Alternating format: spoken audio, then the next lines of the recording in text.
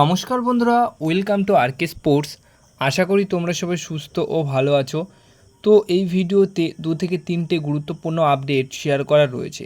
সেক্ষেত্রে একটু স্কিপ না করে ভিডিওটা শেষ অবধি দেখতে থাকো এবং এই চ্যানেলে প্রথমবার এসে থাকলে চ্যানেলটিকে তোমরা সাবস্ক্রাইব করে রেখো। তো প্রথমেই মোহনবাগান দলকে নিয়ে খবর দেওয়ার রয়েছে। তো মোহনবাগান দলের নতুন যে সাইনিং অবশ্যই জেমি ম্যাকলারেনের যে অফিসিয়াল অ্যানাউন্সমেন্ট এটা কবে হবে এটা নিয়ে অনেকের অনেক প্রশ্ন রয়েছে। তো আগামী সপ্তাহতেই জেমি ম্যাকলারেনের অফিসিয়াল অ্যানাউন্সমেন্ট আসছে, এটা পুরোপুরি কনফার্ম হয়ে গেছে এবং এই রকমই খবর রয়েছে।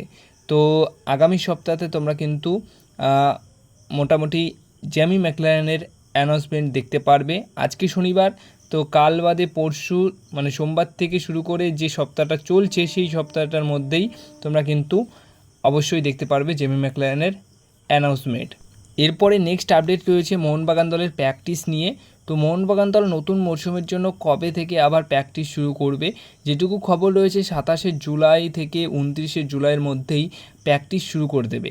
হ্যাঁ, হাতে গুনে যে কটা প্লেয়ার পাবে ওই তারিখের মধ্যেই সেই কটা প্লেয়ার নিয়েই কিন্তু মাঠে নেমে পড়বে অবশ্যই কোচ মলিনা। তারপর এক এক করে প্লেয়ার তো সবাই আসতেই থাকবে এবং জয়েন করতে থাকবে। মোটামুটি 3-4 দিনের মধ্যেই জয়েন করে নেবে, কারণ প্রথম প্র্যাকটিসের 3-4 দিনের মধ্যেই কিন্তু সব প্লেয়ারকেই পেয়ে যাবে কোচ মলিনা এবং পুরো দমেই অনুশীলন শুরু করে দেবে তখন মলিনা নতুন দল নিয়ে। বা সবশেষে যে আপডেটটা শেয়ার করব সেটা হচ্ছে একজন পর্তুগিজ ডিফেন্ডারকে সই করিয়ে নিয়েছে মুম্বাই সিটি এফসি দল, নুনো রেইস। এই নুনো রেইসের কথা কিন্তু একটা সময় আমি বলেছিলাম যে তিনি ভারতের ক্লাবে সই করতে চলেছে, এটা নিয়ে কিন্তু একটা ভিডিও রয়েছে।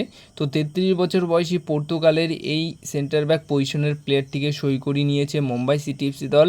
লাস্ট তিনি খেলছিলেন মেলবোর্ন সিটি এফসি দলের হয়ে, যে দল থেকে কিন্তু জেমি ম্যাকলারেনও কিন্তু মোহনবাগান দলে সই করলো।